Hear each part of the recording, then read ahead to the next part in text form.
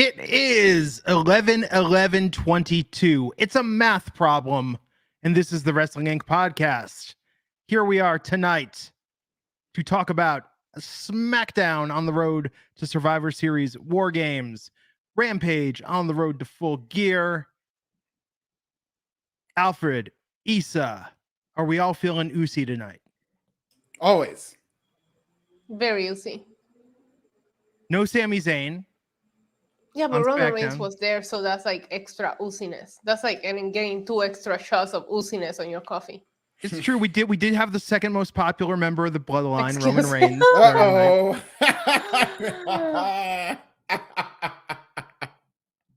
Those people really didn't want Sami. By the way, I keep on forgetting that the turning the camera off to protest is an us thing. I almost did it to Justin LaBar on Wednesday, and I was like, yeah, he wouldn't get the joke. Yeah, no, that's ours. This is our thing. That is the property of the Wrestling Inc. podcast on Fridays. And Tuesdays. And Tuesdays. Yeah. So let's talk some wrestling. Alfred, what's going on in the news? Honestly, I usually say this as a joke, but it really has been a very slow news week.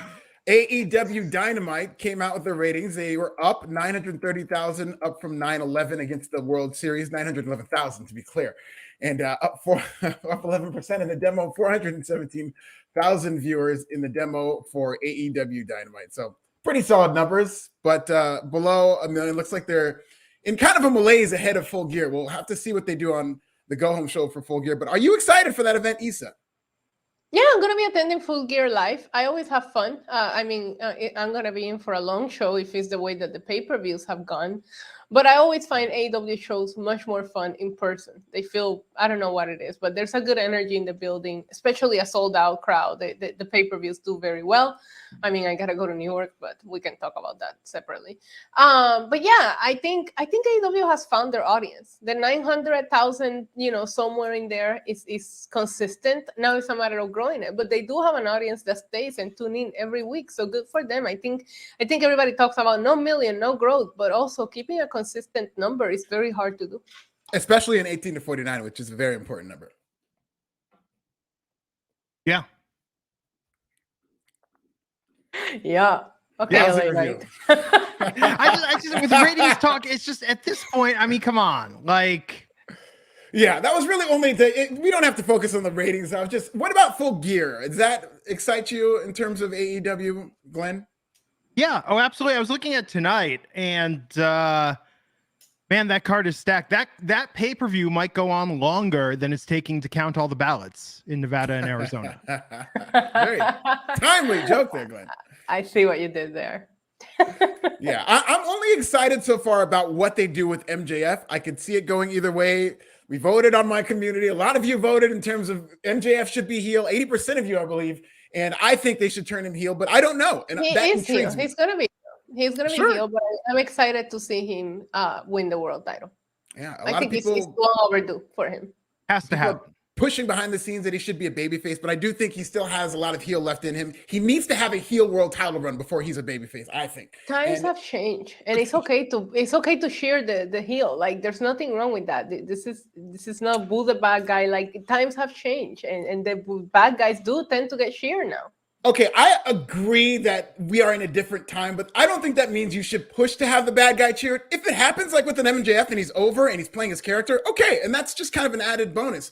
But at the same time, I really do love seeing bad guys who the crowd hates in sync with them as heels. That, I think, will drive a wrestling promotion. I think Braun Strowman could be that guy in AEW, as I said on my bit, on Pro Wrestling Bits. If he walked in AEW, those people would effing hate him, and I'd be fine with it. Like, those types of heels, I think there's always a place in wrestling for them. Yeah. Yeah. It's very exciting. I'm very excited for MJF to be AEW World Champion. Yeah, he's got to win. I think it'll be a very, very turbulent moment in the AEW fandom if MJF does not beat Jon Moxley here. Yeah, it seems like Moxley's great, but Moxley's going to be AEW champion. Sure. 3 more times before he retires. Yeah. And he doesn't need it. He doesn't. And if he's not, it's okay. He's already solidified himself. I think he's going to go up from here, but he's already a top star. He does not need that belt. Wow. Sega Genesis, $20 super chat. Hell yeah. I put up with Hello, Jeff Sega. Jarrett. I put up with Jeff Jarrett and the Four Horsemen, NWO 2000, etc. It's 2022. I am not spending $50 on a pay-per-view with Jeff Jarrett wrestling on the card. I'll put up with a lot, but after 30 years, that's where I draw the line. Jeff Jarrett is getting a check from everybody except Sega Genesis. That's what he's saying. He gets checked in WWE, Impact Wrestling, AEW, but Sega's like, nope, not me. You're not getting my money, brother. Good for you. Sega has been having this Jeff Jarrett rants here on Wrestling Inc. I see your chats on Wednesdays too. And listen, if it doesn't work for you, it doesn't work for you.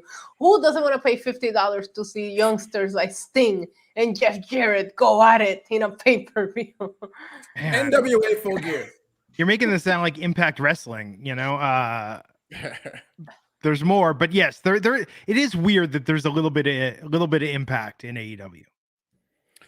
Our final story, there's a story about celebrities at WrestleMania. It's LA. It's Nick Khan. He's going to have a lot of connections, but The Rock is the connection. I think that is the celebrity that he should get, and there continues to be speculation there. But headed into SmackDown, we did see Bray Wyatt, and it looks like this is kind of surprising to me. Bray Wyatt behind the scenes is pushing to bring back Bo Dallas and Eric Rowan, also known as Eric Redbeard on the Indies. I was surprised that there isn't already an agreement to have Bo Dallas in the fold, because as we know, this is going to be a long-term storyline. I do see Bo Dallas becoming the other Fiend, and the fact that he's not there yet means that maybe they are still planning this out. So Bo Dallas and Eric Redbeard, does this excite you about the Wyatt Six, Issa? Yeah, I did always want to see Bray work with Bo Dallas just because of the family connection and just to see a different side of Bo Dallas. And Eric Redbeard, it makes sense, right? They've been together since day one, but I don't know if he's going to need them now that he's going to recruit Glenn's favorite wrestler, LA Knight. I mean, he might not need these people having LA Knight. I'm telling you, Andrade is going to come back and they're going to be El Bray Knight. Oh, WWE did all that spending the money for that pun. It's worth El Bray Knight. Yes, that's why Maximum Male Models, like, he had to leave for El Bray Knight. Yeah. Straight to the top. WrestleMania main event. By the way, I'm just going to get this out of the way now. I was going to save this for later. But everyone who is like, oh, LA Knight, this is great. Everyone who, like, the two people that disagreed with me when on my LA Knight rant weeks ago, just like, yeah, straight to the top to be squashed by Bray Wyatt in this feud. Yeah. It was funny because him being face to face with Bray Wyatt, before I saw what they did with it, I was easily the biggest moment of his WWE NXT main roster career so far. But by the end of this, I was like, oh, this might be the worst too. Like, this might be the low point for him as well. Yep. Yeah. Kind of like Cannabis's high watermark was losing to LL Cool J in that feud. Yeah. Very, very talented, underrated rapper. But had that not happened, we might be in a different universe with Cannabis. You know what the problem with that was? That he didn't follow it up with a hot album. Yeah. If his album had been great, then it would have been like, oh, this was a launching pad. It was. I do think he had a stench on him, though, and I don't think people maybe gave it the chance. I'm not going to argue that it was a hot album. It was decent, but I think he had the stink on him by then. And then he blamed Clef for, like, it was his fault. Yeah. This podcast is 50% wrestling, 40% hip hop. Oh yeah. What's the other from the 80s and 90s? 10% scripts. 10% scripts. 9% script, 1% reggaeton. Shout out to Bad Bunny winning Apple's Music Artist of the Year of 2022. Thank you very much. Oh, Trevor Snook has a good point. If his name was LL Knight, he would like to. Oh yeah. 100%. Yeah. Yeah. Take a Genesis. Wow. Talking 20s. Toss the 20s like he's making it rain. Sega has extra money because Sega's not buying the pay-per-view. So, leave it to us. It's okay. Sega, you didn't spend all your money on Sonic Tuesday this week? I was at the original Sonic Tuesday launch. Mario Lopez was there at the Burbank Toys R Us. Yes. Shout out to Slater. Many people made the joke, Mario at a Sega event, at least a dozen times. Oh, God. At that event. Sega Genesis $20 saying, I'll find another way to watch every other match on AEW Full Go. Ooh, that's like I'll find another way to watch every other match. My prediction is that Regal will turn heel and join MJF. MJF is such a young New York version of Lord Steven Regal. I could see Regal wanting to turn heel. Yeah, I think it's going to be Regal and MJF. I mean, maybe the firm gets involved somehow, but I really want to see Regal and MJF. Yeah, that was my prediction as well. I shared a video on Twitter where I talked about how I've been thinking this was meant to happen since the day Regal debuted in AEW and the way that he treated Moxley compared to how he treated Bryan. So I can see that happening, and I'm excited for it. Hey, you know what I just thought of? If he was L Knight, he could say, doing it and doing it and doing it. Yeah.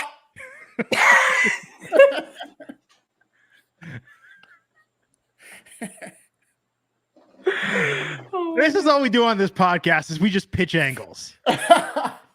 That's all we do. Doing it, yeah. I need that edited now. Like, I need to hear it. You know what I want? I want the firm to take a page from the movie The Firm and have Arn Anderson be like Wilford Brimley's character and just threaten other wrestlers and say, you know, your wife comes home and she gets that ladies' home journal. She thinks she's reaching the mail and she sees photos, all sorts of intimate acts, the oral and whatnot. That can be hard for a trusting wife to forgive and impossible to forget. Like, Wilford, just sell me some oatmeal and talk to me about diabetes, man. Don't need to hear Wilford Brimley talking about oral sex. Jesus Christ. Firm, solid movie that we don't talk about enough these days. Very good movie. So let's talk about SmackDown tonight. Let's get into it. SmackDown, this best first hour of wrestling in SmackDown in quite some time. And this is like pure wrestling for the first hour of the show. It's a good call. I agree. Peak premature ejaculation all over on that first 40 minutes of SmackDown.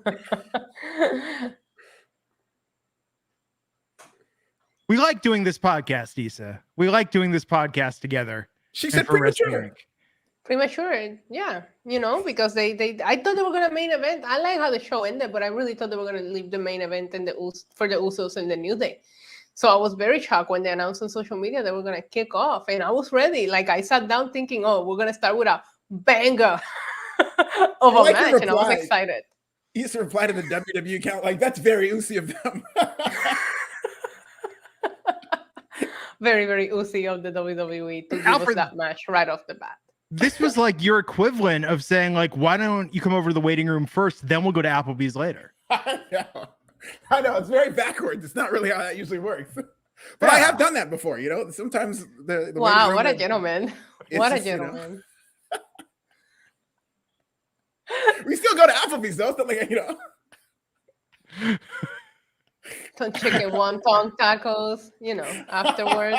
Yeah, like, I sure am tired. I got things to do in the morning.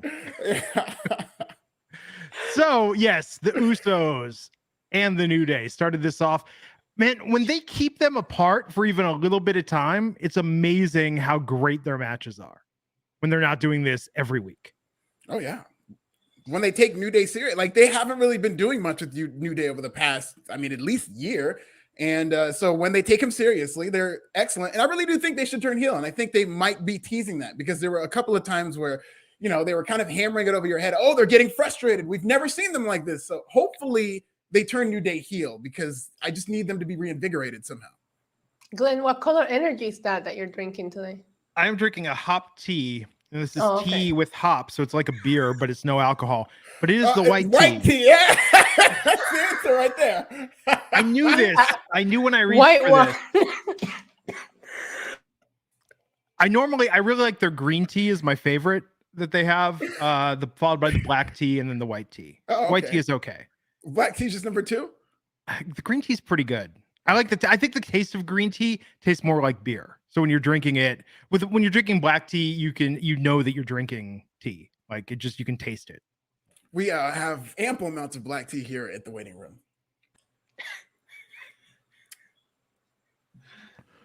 So, it's delicious. Yeah. I had some earlier today. Not big Earl Grey or English breakfast or. Oh, I love Earl Grey for sure. Girls green tea, but I'm telling you, this hop tea, this hop lark, if you haven't tried these, like if you're trying to quit drinking or you just want a beer but you don't want the effects, like this is so close. This is better than any non-alcoholic beer I've ever had. Like in the sense of it's just got that sort of foamy lager richness to it, but it's tea. It's great. It's caffeine. It's technically will give you energy. Good stuff. So, yeah, Usos and New Day. This was phenomenal. Loved Usos winning, but I got to say, so Sami Zayn, they had to say a few times like he's out tonight on dealing with a personal matter. I tried. I just want everybody to know that I was concerned for our honorary Uso. I tried to text that number that Johnny Knoxville leaked, during WrestleMania. However, that number is no longer in service. But I did try to check in on Sami Zayn. I just want everybody to know that I did my duty as the first lady of the Island of Relevancy and checked, but he has changed his phone number since then. Wow. Breaking news story from Issa. You're welcome. There you go. But it's hard, like, because you could tell the crowd. I mean, yeah, people were expecting Sami to interfere with this match. Like that was a lot of the speculation online. I wasn't. I wasn't only because there was a lot at stake here, and we've seen these two teams go at it and put on bangers without needing any kind of outside interference. I like the New Day becoming extra aggressive and frustrated in the teeth of a heel turn. At the same time, they're fighting to keep their legacy, their record. So I did expect the New Day to leave it all out there. This was incredible. You said when you keep them apart, even when they're doing back-to-back matches, none of their matches feel the same. And that's something that you have to give them credit. A lot of people want to bitch about how many times we've seen them wrestle each other on 100 times. It doesn't matter. Every time it feels different and fresh, and that should get some recognition. And I just love the story of the New Day trying their best to keep that record, to keep it under their name. And this was an exciting way to open the show. I felt bad for whoever had to follow it, honestly. Yeah. Well, after the Usos won, Shinsuke Nakamura versus Santos Escobar in a first round match for the SmackDown World Cup tournament, which seemed like a pretty good match to follow it.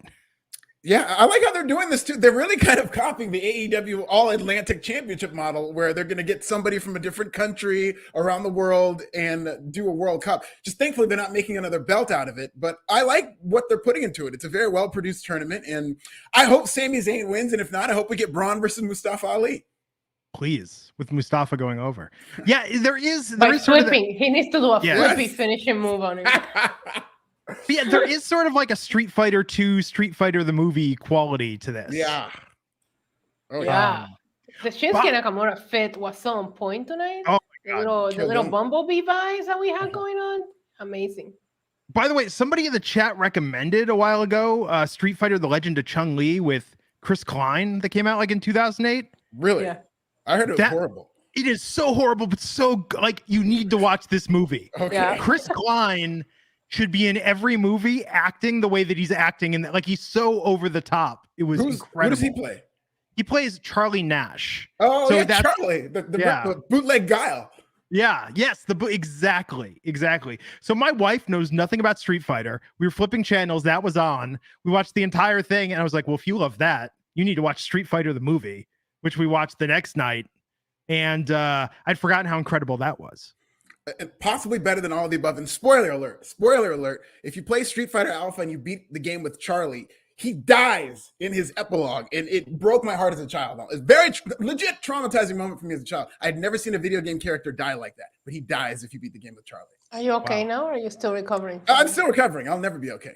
Well, didn't he come back as like Shadow, as like a haunting entity? As he a did hitting kind of character? come back, but it wasn't the same thing. And I think he had like a thing on his eye, and I didn't like it. So Charlie's your go-to in Street Fighter? No, he wasn't, but he just died, and I didn't expect it. It was just a horrible moment.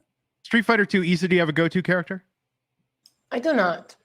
Mine is Akuma. I will wreck anybody with Akuma. What about the classic? What about the classic Street Fighter 2? Oh, Ryu. I used to call him Ryu, but all the nerds say know. It's Ryu. However you pronounce his name. It's classic. I always like playing as Cammy or Guile. Usually, I would just Vega too. I love Vega. Vega's dope. Vega. But I hate when you play against someone that's Blanca and they're just like spamming the electricity. Oh, God. The worst. That and E Honda too with the hand. Yes. I was talking about this on Game Boys to Men. Like, there was no more shame than like playing against someone that was really good with like Dalsim. Like there'd always be that occasion that one dude that could just smoke everybody. Yeah, as Dalsim. I respect people who are good with Dalsim and Vega because they don't have any. Oh, okay, Dalsim does, but Vega doesn't have any fireballs he can throw or anything. You got to legitimately know how to like time. His moveset is very hard to learn. Yeah, half circles. Giles the same way. Yeah. Steve Marcuccielli, what's next for Karrion Kross? That's a good. What is next for Karrion Kross? That's a good. I mean, he's probably going to have a rubber match with Drew McIntyre now that they're at 1-1. And if Drew wins, I think it'll tell me that they kind of gave up on this guy as a potential top star. And if he wins, then maybe he moves on and he becomes a contender. I think it'll be very telling at the Royal Rumble how he gets booked there. Yeah. Yeah, I'm not sure what's next for Karrion Kross. I mean, the only time that we seen him in the main event after his debut was that one time that he aggressively threw a water bottle at Drew McIntyre during Clash at the Castle. They flew him all the way to London to do that, by the way. Yeah. I mean, I would do it too if I get a free ticket to London, right. But I hope that they have something planned for him because I'm glad that he has that presentation, but after because he debuted in the middle of a main event segment with Roman Reigns, but then after that, I'm not sure that this feud with Drew McIntyre has done much for him. Yeah. Great match with Shinsuke and Santos, though, and Santos getting the win. I did not predict that. I think that me and you guys should start going to SmackDowns and start the Legado chants with the entrance music. We need to make it happen. I'm sick and tired of that song playing without the crowd singing the song. Okay, so we need to get it started. We need to get the movement started of the Legado being chanted as they make their way to the ring. But also, let's do it. Yes, yeah, we've got to do that and then post it and start this movement because it just doesn't hit right when they're not chanting it. Agreed. And Indy was a good crowd tonight, but I was a little bit disappointed that they didn't sing that part. Yeah. What the? Okay, so the other heated Street Fighter debates going on. Dream Realm Studios saying button mashers use Blanca, E Honda. Yeah, screw those guys. I don't think I've ever played with E Honda in my life. I think Super Street Fighter is my favorite release because I really like the 4 new characters. Like they I really are. like DJ, Cammy, T-Hawk. Native American T-Hawk. Yeah, T-Hawk is a man. Yeah, T-Hawk's great. So much fun. What was I gonna say? So wait, here's almost like the low-key biggest story tonight, though. How many other wrestling promotions did commentary mention tonight, including them putting over Shinsuke's match versus Great Muta that's gonna happen New Year's Day at Pro Wrestling Noah? Yeah, Forbidden Door in Triple H's era. So, and we're probably going to get Carl Anderson going back to New Japan, even though all these people are crying, saying, "Oh, WWE is going to keep that belt," or whatever they were saying, that he's not going to go back and they were not going to do business. We're probably going to get Carl Anderson going back to New Japan to drop the never open weight title, which would have never happened under Vince. Yeah. So is the Forbidden Door now like an automatic door? Legit question. Like now you just gotta stand there and it opens. Like I don't even. And then think like air hit you in the face when you walk in. Yeah, like the AC, especially if you're in Puerto Rico, that feels good, But I don't feel like it's like a wooden door anymore. Like it's not Bray Wyatt making his entrance. Now it's more of a mall entrance, and it kind of opens at any time, Anybody can get it. Yeah. Yeah, anybody can get it. I remember when the Forbidden Door was forbidden, but now it's trendy. Like everyone's like, "Ooh, the Forbidden Door. I'm into the Forbidden Door." I like it because it just makes it more likely that we get some type of AEW versus WWE collaboration, which I do think will happen in our lifetime. Wait, what did you just say? I think in our lifetime, we're going to get AEW versus WWE in some capacity. Okay. I mean, I do think anything is possible. I would just, in my brain, honestly, I'm trying to picture TK's reaction when they call him to ask for that and how much he'll mark out. He'll definitely mark out. I know. Yeah. Guess who just called me? Paul just called me, you guys. It will leak to the dirt sheets like that because he's not going to be able to keep it to himself. Yeah. He'll tweet about it right after it happens. I mean, they couldn't get Billy Gunn on the DX reunion there's a long ways to go.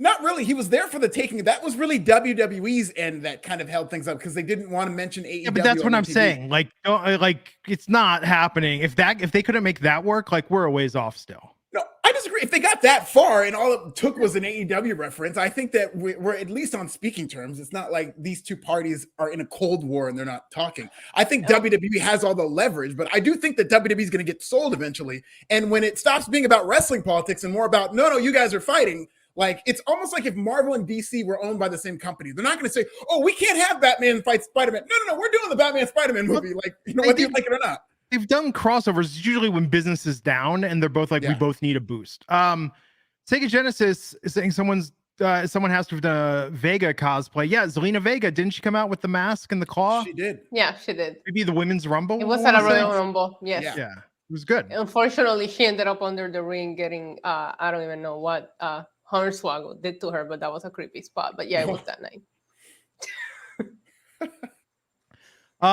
So then we had the segment that will forever be known as El Bray Night.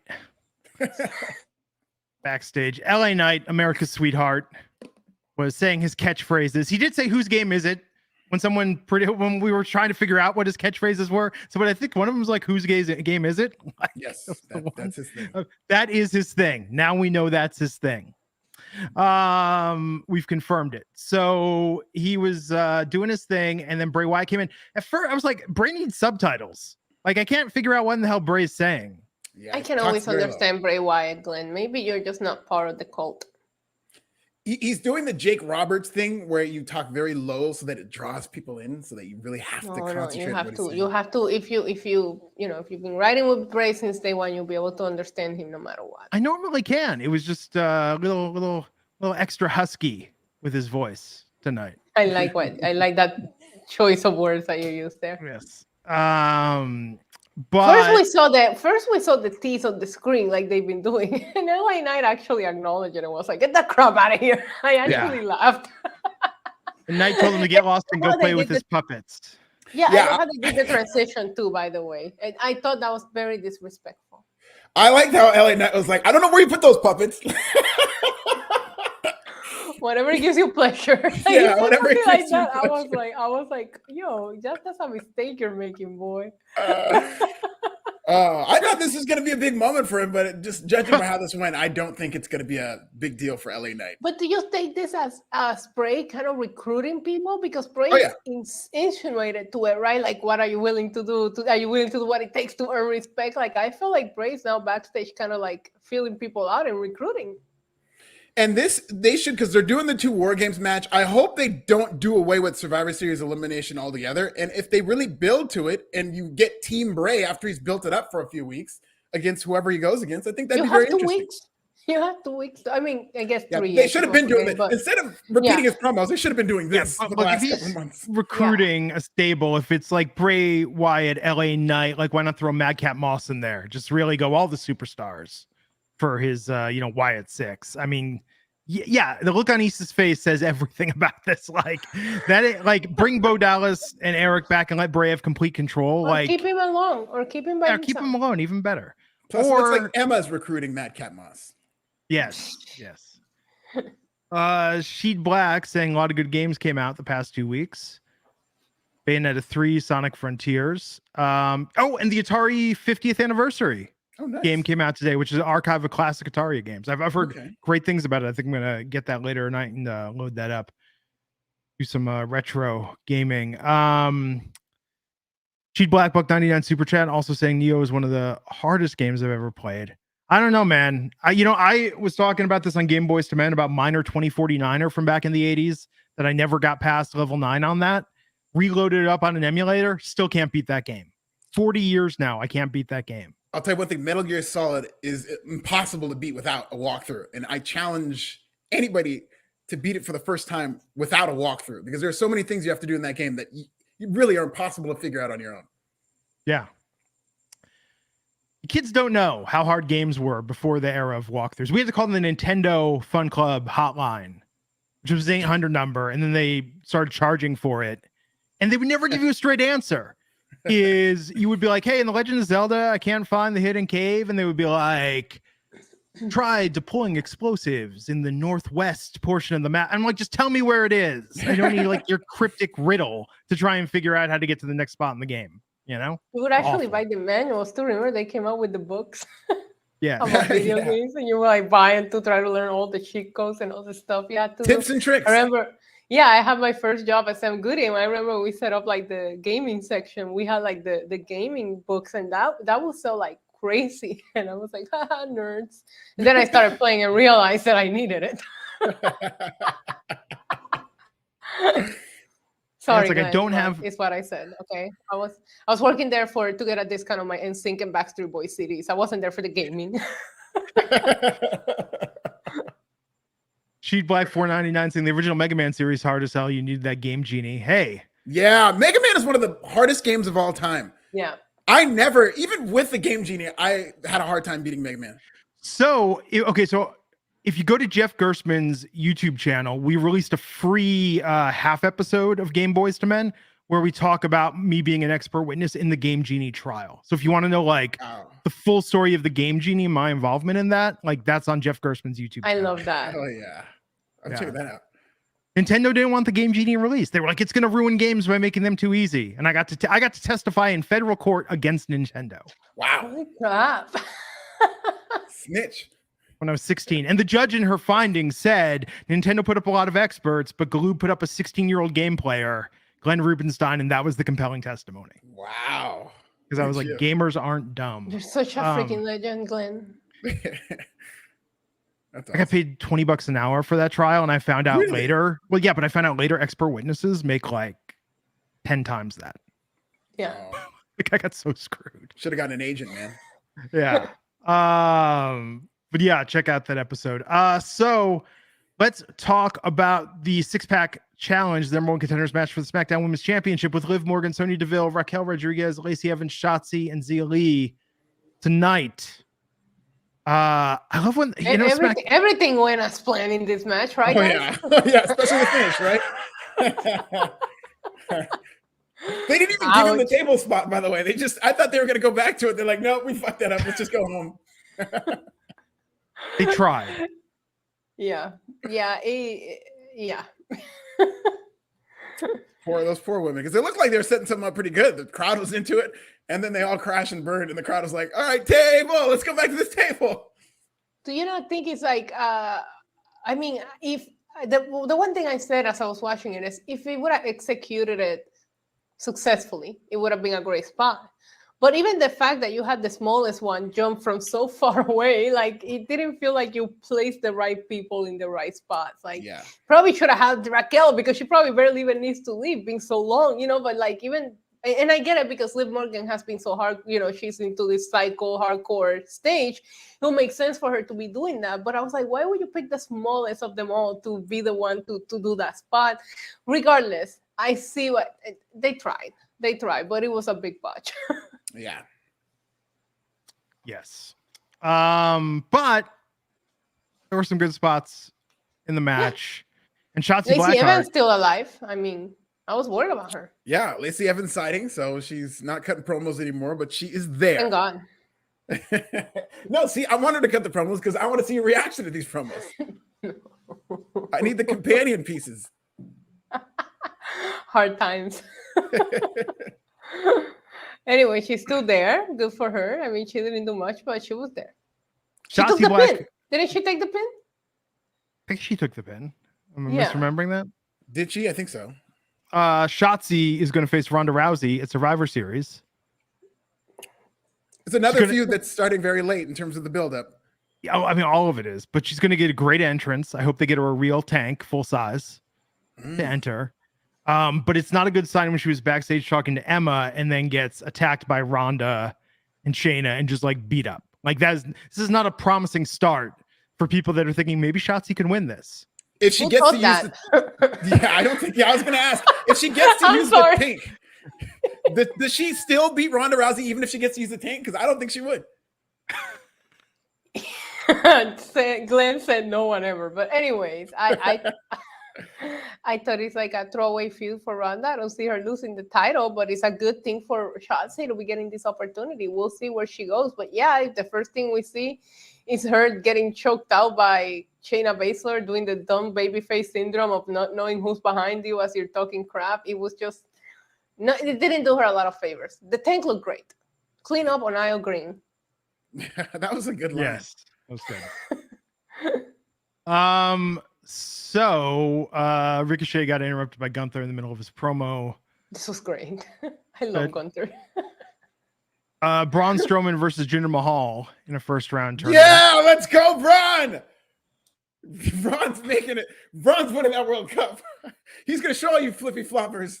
Maybe Shane McMahon's gonna show up and it's gonna be like the best in the world tournament at the end. Let's do it. Maybe this is where Shane so. does his low-key comeback, you know? Yeah, Shane McMahon and Braun Strowman have history. So imagine Braun Strowman makes it to the end, and here comes Shane calling him stupid again, and then Braun has to tell us about all those times that he was bullied, and then you're gonna wonder how dumb did you have to be that big and still get bullied. Like, this is gonna be a great story. If it's Ricochet versus Braun in the finals, it has to take place at a Kroger's. I want it to be a grocery store street fight at a Kroger's. I mean, Braun won. Here's my new thing when I see Jinder is I just keep thinking they've dropped the ball with this guy so many times. Yeah, it's so unfortunate.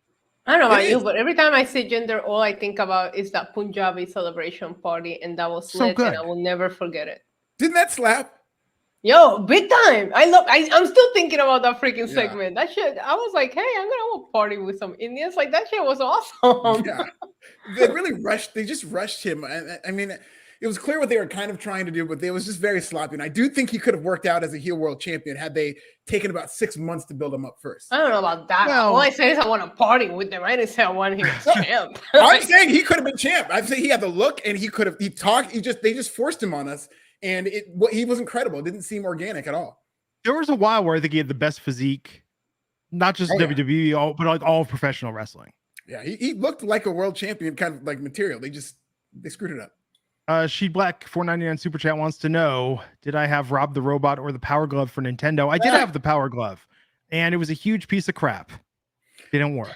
Wasn't that the central point of that WizKid game with Kevin Arnold, with Fred Savage, the Wizard? Yes, that was on cable the other night when we were flipping around, and my wife had never seen that, and I had to explain to her so much about that movie. But the Power Glove, yes, is central in that film. Doesn't that all I girl heard make was out... you say, oh, go ahead, Alfred. No, go ahead. You go ahead. I want to hear this. I was just going to say, he said something about flipping around, and I was like, Braun Strowman's going to show up at your house and beat you. Flippy flopper. The girl in the movie is Jenny Lewis, later of the band Rilo Kiley, not to be confused with Kyle O'Reilly or Riley Keough. And Jenny Lewis's solo music. She's a musician now. Her solo music is phenomenal. Highly recommend it. Didn't she make out with both of them in the end, back to back? No, she like kissed the little brother and then kissed Fred Savage. Right. Christian Slater's in that movie for some reason. He is. Yeah. Not a great film. Speaking of kissing, you should read that next super chat. Yes. Oh boy.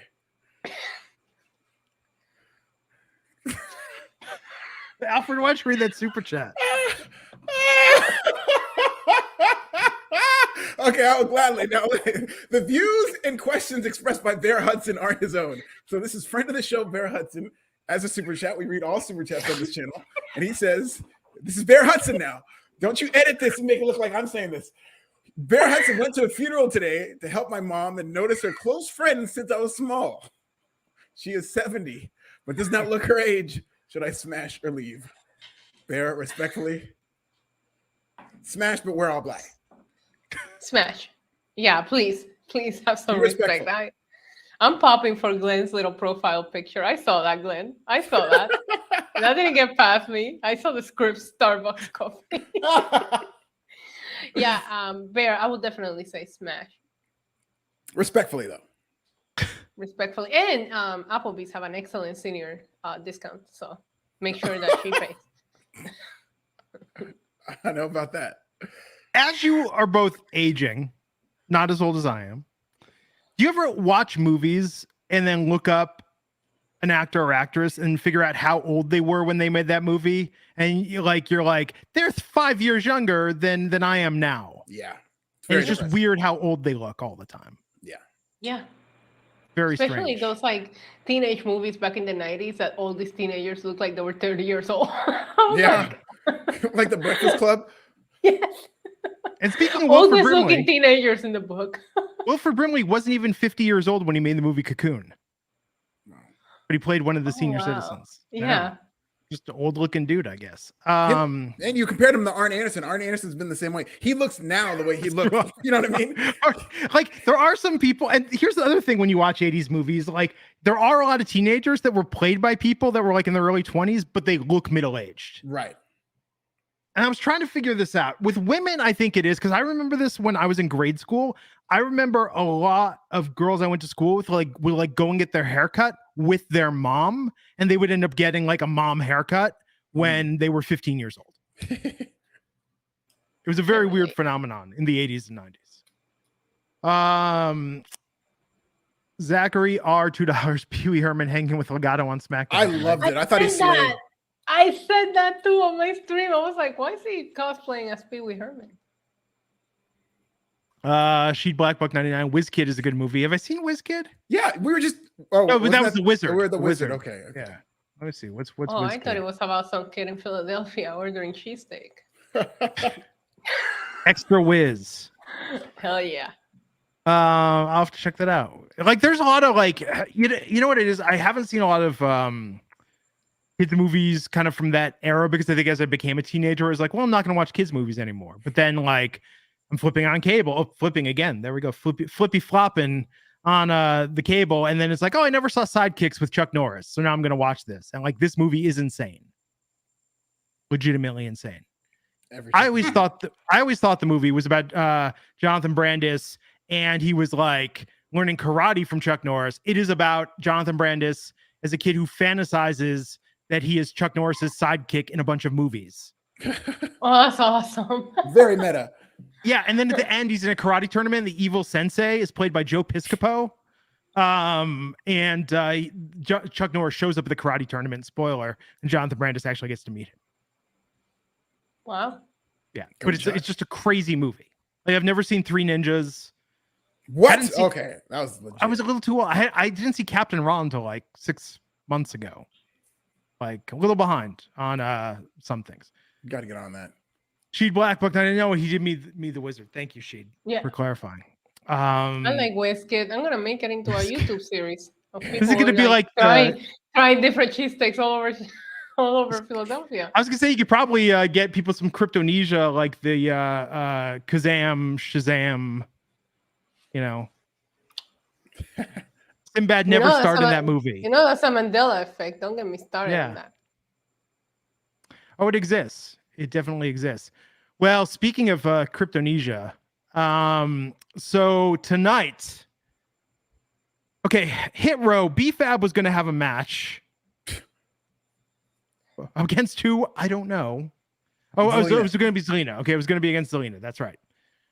BFAB, Hit Row comes out, make their entrance, but Sarah Logan shows up going full Antler Queen. She's back. We knew she was back. And they're attacked by the Viking Raiders. I do not like what they are doing with Hit Row. I love that they brought Hit Row back, but I do not like that now Legato attacks them. The Viking Raiders attack them. This is not good for Hit Row. It's not just Hit Row. It's every stable. They need to. WWE starting to have the AEW problem where there's a lot of great debuts and they do not follow up, particularly with these stables, because first Hit Row comes in, then they get cannibalized by Legato. They got cannibalized by the Viking Raiders, and they're just going to keep introducing these stables and not telling me who they are and just cannibalizing.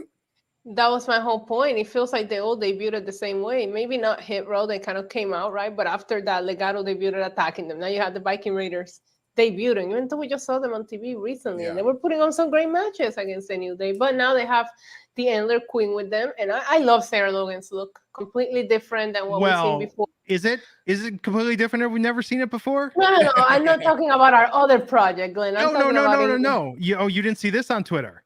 What? So Heidi Howitzer and people were pointing out comparisons to Max the Impaler, wrestlers on the indies that have worked in Ring of Honor. In fact, Max the Impaler, they had a match on AEW Dark. Shockingly similar to what Sarah Logan was rocking tonight. I'm looking at it right now, and it is very similar.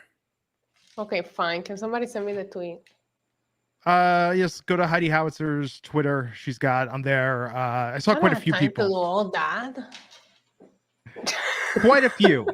quite a few people were talking about this tonight. Well, I think that from what we see today in national TV wrestling, I guess she did have a different look.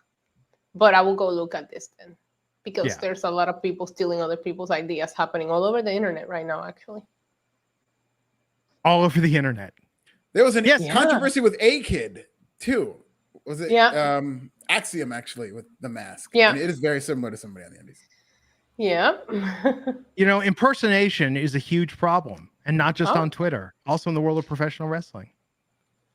Oh my God, is Twitter not a shit show with these fake verified accounts now? Oh my God. I love it. I'm not paying for a new one, but what I'm doing, if they're not taking this badge away from me, I'm retiring my jersey. I'm retiring my jersey. This is an OG badge back when you had to actually earn them. And then I know where this is going. Eventually, the bad people, the Nazis and whatnot, are going to start getting these badges because all you have to do is pay for it. And they're going to suspend this program. They'll be begging me from an OG badge. It's already suspended. Twitter Blue already went away today, and people that had already gotten their badges got taken away. Like, you can't sign up for it anymore.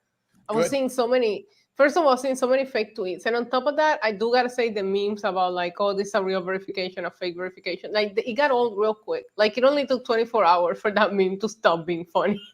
Shout out to the fake LeBron James account that's been getting a lot of traction and like tweeting out how he's getting traded and stuff like that. It's I fell for a Yankees one. There was a Yankees one verified, and I didn't look at the whole thing. And they were talking about how they re-signed Aaron Judge, and it was like I think they put something like 800,000 million, like a crazy number. And I'm like, no, they did. And I fell for a second, and then I was like, oh, come on.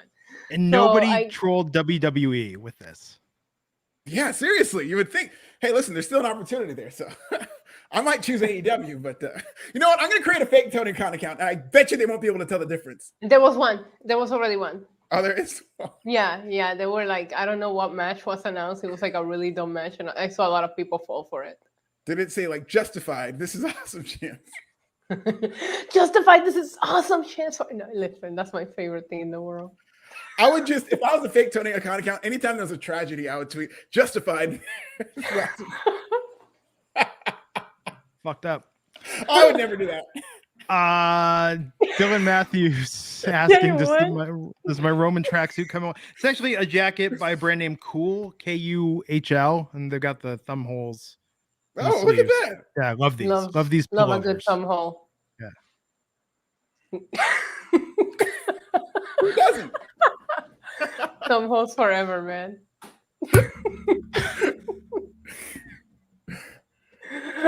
So I hope you guys realize I do this podcast just to get reactions out of Glenn. That's it. That's the only reason. Oh yeah, me too. Both of you guys. So he's like the dad. You're like the dad of this podcast, trying to keep me and Alfred from not getting all three of us fired. It's great. You keep us from getting canceled. You keep us right on the edge. Yeah. Thank you, Glenn. It's funny that I'm the adult. I'm the old man. You are the adult here. When I do my things at Thanksgiving table, I'm gonna make sure I mention that I'm thankful for you before I mention thumb holes.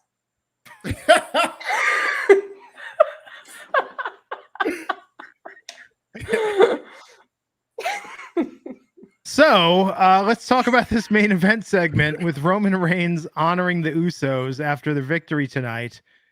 But before they really had a chance to get into it much, the Brawling Brutes came out. Kill the freaking moment. Okay, this is going to be a great match. I mean, Butch and Ridge coming out, Sheamus coming out, like Drew McIntyre. I think this is going to be a really good match, but it's like, problem is these guys are not on the Bloodlines level when it comes to promos, ring presence, any of that. Like nobody is. I think it'll be a really good. I'm actually very excited for it. I think there's a lot of parts. They're all big stars. Sheamus leveled up after that match against Gunther, and Drew McIntyre is the top guy getting pushed there. I particularly loved poor Sheamus. The mic died on him, so it wasn't his fault. But Roman played it off very well. On him. Roman Reigns jumped this man. He goes, "You can't even get that mic to work. What are you gonna do?" Roman has gotten so good at his job, and I just like playing things out as they're happening in the moment. That segment that we saw with the Usos, with the Bloodline and all of them breaking character, and how he was able to keep it going while still laughing. he has gotten so good. And I don't know if you guys saw his interview with Logan Paul, but he talked about that, about how you have to be able to do things on the fly and how long it takes him. He said, I've been here for 10 years now and I'm still learning, but it shows the skills that you pick up. Not a lot of people are able to come back, or people would just stand there waiting for Sheamus to get the mic working. Yeah. They were able to kind of like save the segment, but it looked like he was about to acknowledge the Usos right before the Bruce music hit. And I was like kind of waiting for that moment. Also, did you guys notice how Roman Reigns hugged Jay compared to how Roman Reigns hugged Jimmy? No, I have to go back and he watch held that. on. He held on to Jay a lot longer. It was a lot more appreciation. With Jimmy, it was just bring it in, and that was it. Jay, he held on for longer. I'm noticing the little details because I feel like the Bloodline is so calculated about everything that they do that I kind of picked up on that. That's the Roman Reigns character too. That's why it's such a great character. Is I think the central thing he does is he emotionally manipulates everybody some way or some form. Yeah, even before when we had the backstage segment and the Usos walking celebrating, like, yeah, did you see that? I know you saw that. And Roman just stayed seated for like 30 seconds before he got up and congratulated them. You saw the tension on the Usos, like, oh crap, what did we do? I thought what we did was good. So it's amazing to see how much control he has over everybody. Very humble of him to not mention 800 days of Roman Reigns as champion. Yeah. Very humble. It's been a very beautiful 800 days. 803 actually. Well, 804 because it's past midnight here. So it's been great. I count every day. Every morning I wake up and I say my grace for Roman Reigns. It's another day as champion. It's part of my routine. The problem I 800 have days in a row. the problem I have with some of these endings when they go off the air like 3 minutes before is that it's like, is that it? Really? Like, it doesn't feel, I don't know. Like, I felt like this was kind of predictable what happened. I don't feel like they didn't end with a cliffhanger. You know what I mean? Right. Right, but you got to start setting up war games. We know Bloodline is going to be involved. They're the poster. So at some point you do have to set it up, I guess. But they did this on Raw with the women where, they're still missing members who's going to be the next person. And I'm assuming that's your cliffhanger. Well, and Jeff Bailey's got it, what I think as well. Sami Zayn's going to be the 5th, and then Owens will be added to the Brawling Brutes. I can see that. Yeah. I was happy for Sheamus, though. I think Sheamus it's gonna be great. Dream Realm asking, did you ever beat Horse on Nintendo Track? I did not. Which game was that? I don't know. I've never even heard of him. Nintendo Track. Yeah, I'm just like which one? Like, because I had to Google it, and I'm like, this does not ring any bells. So I think Dream he's talking Realm about track and field game. Oh, you get to race the horse. So it was track and field. We would just sit there and mash the buttons, and we get tiring. And then we got the power pad for that game where you're supposed to be able to run in, and we would just sit there and get on the ground and hit the pads with our fists because that was faster than actually running. Good times. The opposite of running. Yeah. Hey, it's what gamers do. So let's talk about Rampage. Mid. It was, though. It followed Fred Claus, which you set the bar high. Yeah.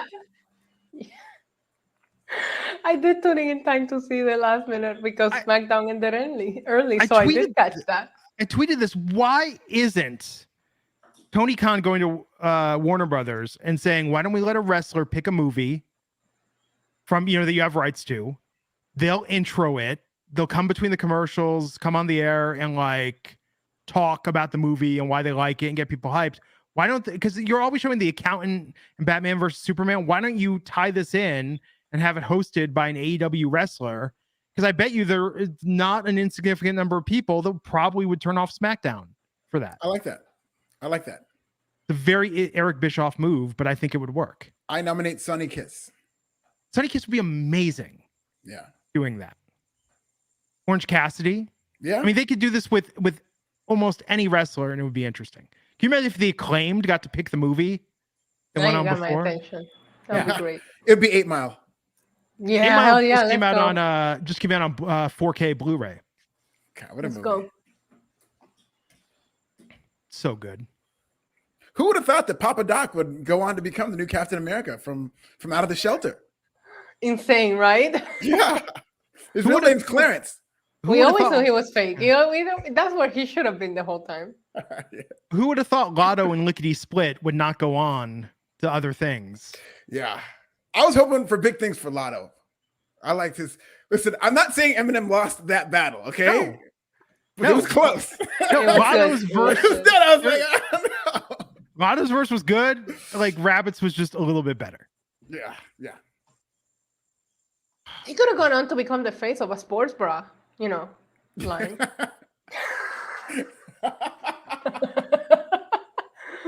I have That watched. killed him. Top or a new bra. I have watched got a fucking boot job. I have watched the last 20 minutes of that film easily 200 times in the last. Oh, more 20 than minutes. that for me. More than that for me. I think I watched that movie in the theaters a good 10 times. So good. And the DVD commentary, in addition, I've watched a bunch of times when they actually did the me legit too. battles where he was supposed to be pantomiming, but Eminem's so competitive that he actually started battling these guys, cooked them all, cooked them. All I of have them. I have the original script for that. It's available online. You can find it pretty easily. And like Yes. the writer wrote the story, and you get to the freestyle things, and it's just like, and then Eminem says some like mind blowing shit right here. Like, Eminem is the person that taught me how to curse in English, and I'm very thankful to him for that. I love that. Night One saying Gallows and Anderson used to host movies on Pop TV when Impact was still on the network. That is brilliant. I would have watched that if I knew where Pop was on the cable dial. Yeah. Pop TV is where Big Brother After Dark used to air. I watch it. What is Alfred protesting? What the hell? So, well, Alfred just was saying he wants to talk about Rampage because he loved Rampage tonight. So much. Actually, I will say, I barely ever say this, I was excited for Rouge against Bandido tonight. So I was looking forward to a good. match on Rampage. That was good. I thought that was probably the high point tonight. We start with Jungle Boy face to face with Christian Cage and Luchasaurus. This feud is going on just as long as Jericho Association jobbers against the BCC. Like, it's enough. We've been seeing these matches since before All Out. Yeah, I'm over this too. And I was not protesting Pop TV. I had to go Sure you weren't. But you know what? Like, I feel like there's something with AEW where either their storyline goes up for too long or there's no storyline at all. You either throw a match together just because, or you have a storyline that goes on and on and on. Like, they need to find that happy medium and happy balance. I agree. And they need to do a better job at writing these storylines so that we know when, because I don't even think that it's that the storyline's going on. I just feel like they just ran out of stuff for it. So they just have them having matches. Yeah.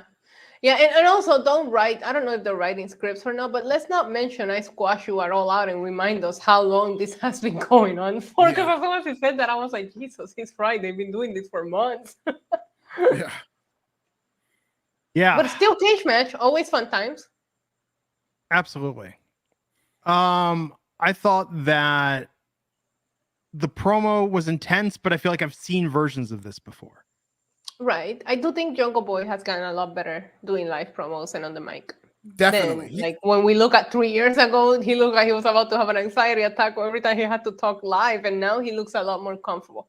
Probably the most improved on promos over the year. Yeah. And I think one of the reasons they're stalling is because Christian got hurt and the end game is Christian versus Jungle Boy. So they're kind of throwing this in. So, I mean, it does seem like storyline wise with their friendship and all that, they are capitalizing. And I think Christian's doing a great job. But at the same time, you can feel that they're stalling.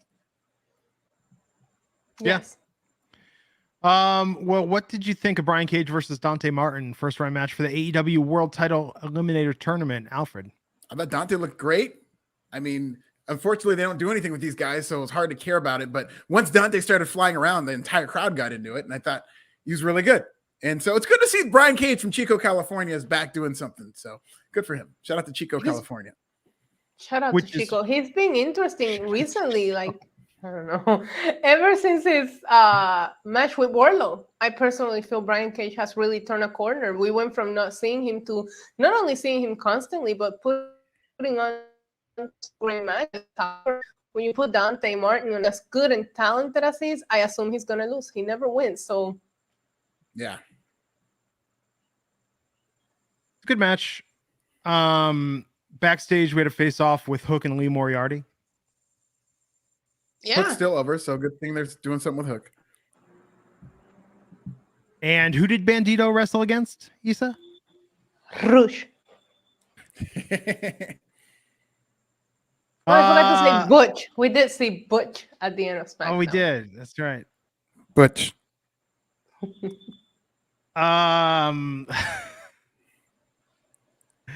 This was a really good match.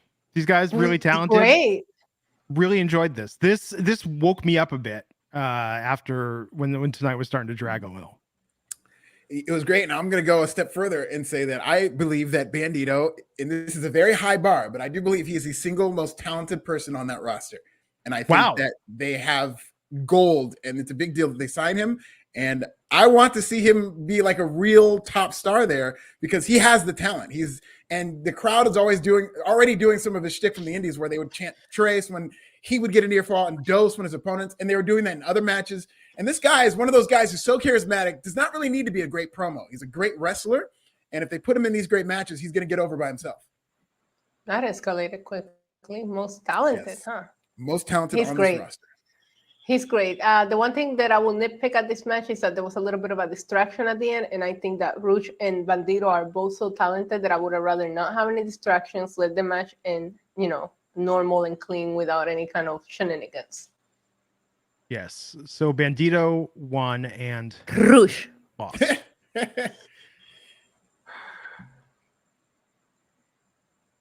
Roman is not dropping the belt to anyone, Gary. Come on, please. What about CM Punk? You don't think he's going to do the job of CM Punk at WrestleMania? No. He's going to smash CM Punk. He's going to smash The Rock. He's going to smash Cody. All of your favorites are going to get smashed. My guy Cody's coming for Roman. Cody has a message for Roman, personally delivered to me. He said he's coming for Roman. And he paused it too. But you're right though that John Silver... Hopefully he don't break since he's so fragile nowadays. Oh, come on. Injuries happen. This guy wrestled with a broken freaking pec. Yes. Yeah, from the gym. He didn't even get broken at the ring. He was just working out. I heard that he was in the midway through his fourth rep benching 1,000 pounds, and he wanted the world record, and that's how it broke. Okay. Wow. That's what the streets told me. 1,000 pounds. Wow, Raj Giri just tweeted about the El Bray Knight segment and said that LA Knight and Bray Wyatt are two of his favorite promos. Oh. LA Knight is one of Raj Giri's favorite promos. And also at this time, we know that Raj starts drinking a little wine, so I wouldn't. Yeah, this is Friday Night Raj talking. This is that box wine talking. NWO Raj, come on. Yeah. Did you say box wine?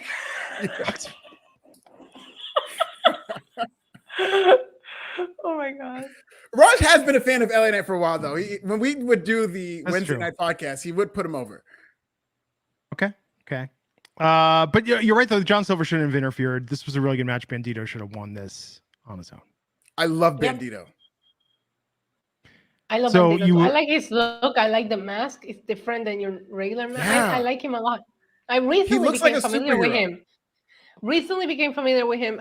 Interviewed him a couple of months ago, and I went back and watched a few things, and I was instantly a fan just going back and watching a handful of matches. I was like, holy crap, this guy's got it. So Jake Hager still has that hat. I guess I'm one to talk. I bought a lot of hats till I found the right one. Yours are better. I own the equivalent of the purple bucket hat, but I ordered, when I was ordering the hats, I got a beret at one point. I put that on. I was like, nope, this isn't going on the air. Oh, come on. Why? This was a mistake. You get the beret and then get like a bow tie and the Quran and a suit. What a I'll do it with you. Come on, do it, guys. Come on. You got to do it too, Heath. I'll figure something out. Fine, I'll do it too. Wow, I'm so hard to convince. So this was fun. This is fine. It is what it is. Nyla Rose versus Kayla Sparks. That I love Nyla Rose right now. I'm sorry. This whole stealing the belt and completely pretending it's yours. I'm so entertained by it. It's the most I've liked Nyla Rose in a while now. No, and the best part has been her trolling, and this is what I already expected, but her trolling this titles theft on Twitter has been as good as advertised. Yeah, her social media game is on point. Yeah. Top 5 in all of wrestling Nyla Yeah. Rose. No, she's phenomenal. I think that it's entertaining. This gives us a nice diversion with Jade, as opposed to just having her. Gives her something to do. It gives a storyline, and it's actually turning her babyface instead of her just going babyface unexplained. I think people are really rooting for her to get that title back. Yeah. So Jade and the baddies headed to the ring, and it went about how you'd think it would go. Orange Cassidy versus Lee Johnson for the All Atlantic Championship. Orange out there with the best friends and Danhausen. Issa, what'd you think of this match? It was fun. I like Orange Cassidy a lot in the ring. I don't like his shticks, but then once he starts wrestling, I'm like, this guy's really freaking good. I just don't like the gimmick itself, but all of his matches, you're guaranteed to have a good time. And I did feel it was predictable, but I didn't enjoy the match any less. Yeah, not necessarily a marquee main event, but they have tried with this All Atlantic title since Orange Cassidy won it. I feel like he's defending it a lot more. He defended against Shibata, which I think is a big deal. They could have made that a bigger deal, and they should have. But I think they're doing a lot with this title. But it's just unfortunately Lee Johnson, who I do like, he's just not a marquee name. So looks like we're getting a Fast National Saturday tomorrow, ladies and gentlemen. Vince, if you're watching, I will let you push the button. I'll let you push the button. Give us a prediction of what you think this number is going to be? What did they do last week? I'm thinking 450. Okay, so, yeah, I'm thinking about 390. I'm thinking 395 for tomorrow. Do you think Fred Claus held a higher rating? Yeah. Like, did Fred Claus do more than? Oh, Rampage? for sure. Yeah. 100%. Fred Claus is more over. And TNT is like, you couldn't hold the Fred Claus lead in. We gave you this valuable lead in. Yeah. And then Ready Player One, I swear, like it is. Fred Claus was at least different. It's always Ready Player One of the more recent DC movies, or The Accountant. Like, it's always the same thing. Yeah, I thought I had turned on the wrong channel when I saw a different leading. I was like, did I turn on TNT or TBS? Like, I thought I was in the wrong. Cole Carter came in to attack Cassidy after Cassidy won the match. Cassidy leveled him. The best friends hugged around him, and then Trent and Chuck took him down with a double choke slam. Tony Khan really seems to be into this Cole Carter. Is this Stacks or Two Dimes? I call him Shark Boy. Shark Boy. Yeah.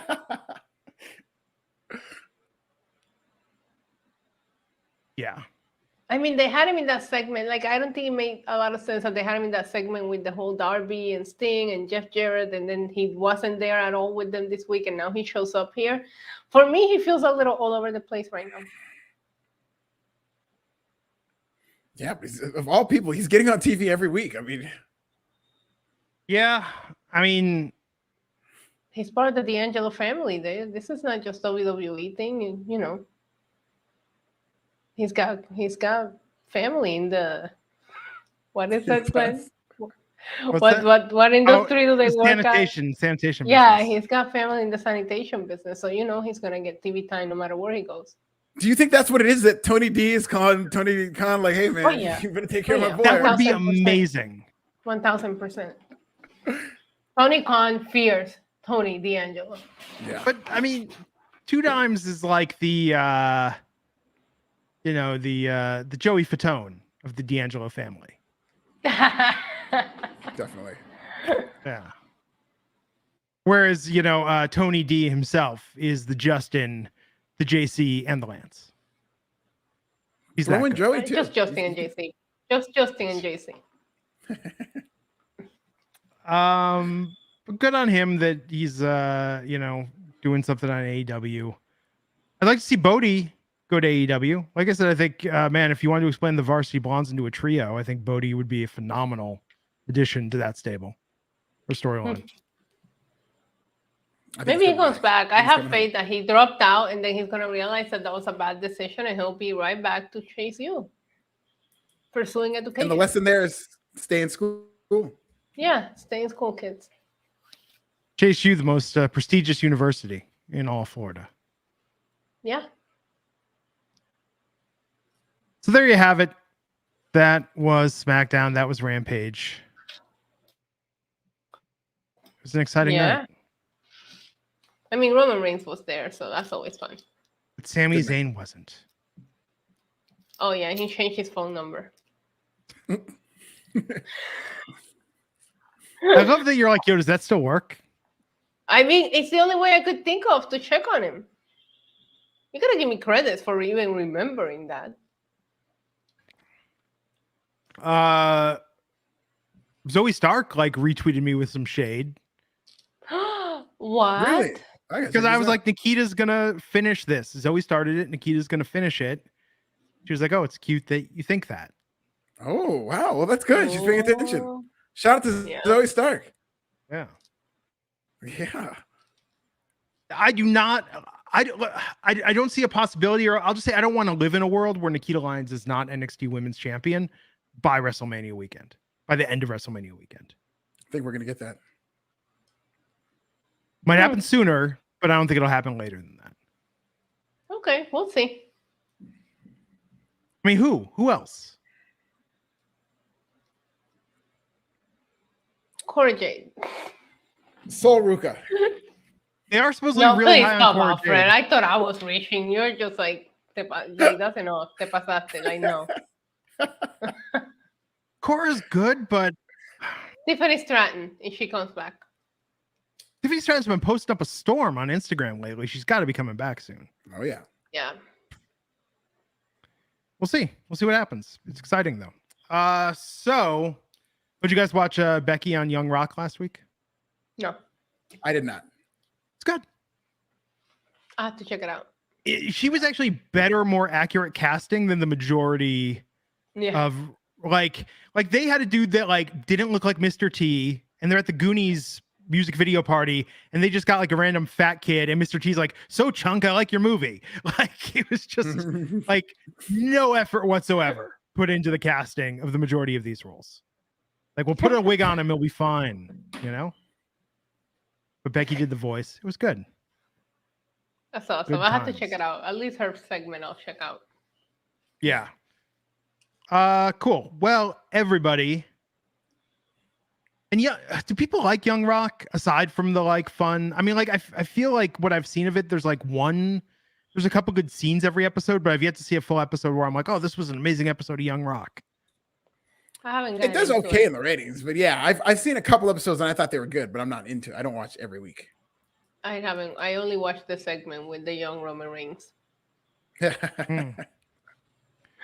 We watched this. I didn't know if I was going to like it or not because I wasn't a huge fan of the movie or the books, but we watched all of AMC's Interview with the Vampire, and it was just like, holy shit. Oh, like, I love that movie. It's one of my you would favorites. love the TV show. The first season's 8 episodes. And that is hardcore for a basic cable show.